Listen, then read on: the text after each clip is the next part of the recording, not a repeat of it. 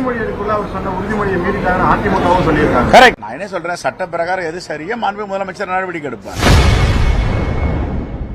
இந்து சமுதாய பெண்களை கொச்சையாக பேசிய அமைச்சர் பொன்முடியை பதவி நீக்கம் செய்ய வேண்டும் என பாஜக கவன ஈர்ப்பு தீர்மானம் கொண்டு வந்தது குறித்து தமிழக காங்கிரஸ் கட்சி தலைவர் செல்வ பெருந்தகை கருத்து தெரிவித்துள்ளார். பாஜக சட்டமன்ற உறுப்பினர்கள் அமைச்சர் பொன்முடி மீது நடவடிக்கை எடுக்கணும்னு கவன ஈர்ப்பு தீர்மானம் சபாநாயகத்தை கொடுத்திருக்காங்க. அந்த விவகாரத்தை எப்படி பாக்குறீங்க? பெண்களுக்கு எதிராக அவதூறாக பேசிய அந்த விவகாரத்தை பேசியது தவறு. எல்லா ஜனநாயக சக்திகளும் எதிர்த்திருக்கிறோம்.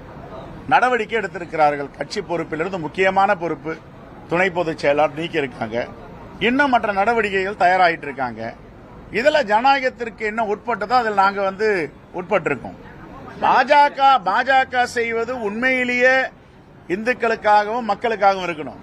கபட நாடகம் ஆடக்கூடாது. கட்சி பதவி நீக்கியது பெருசுல ஒரு அமைச்சரா இருந்து அவருக்கு பேசினது தவறு, அமைச்சர் பதவியில நீக்கணும்னு சொல்லி கவனம் அது மாண்பு முதலமைச்சர் நடவடிக்கை எடுப்பார். உறுதிமொழி எடுக்கல அவர் சொன்ன உறுதிமொழியை மீறிட்டாங்க அதிமுகவும் சொல்லியிருக்காங்க. கரெக்ட். நான் என்ன சொல்றேன், சட்ட பிரகாரம் எது சரியா மாண்பு முதலமைச்சர் நடவடிக்கை எடுப்பார். அதுல மாற்று கருத்து கிடையாது.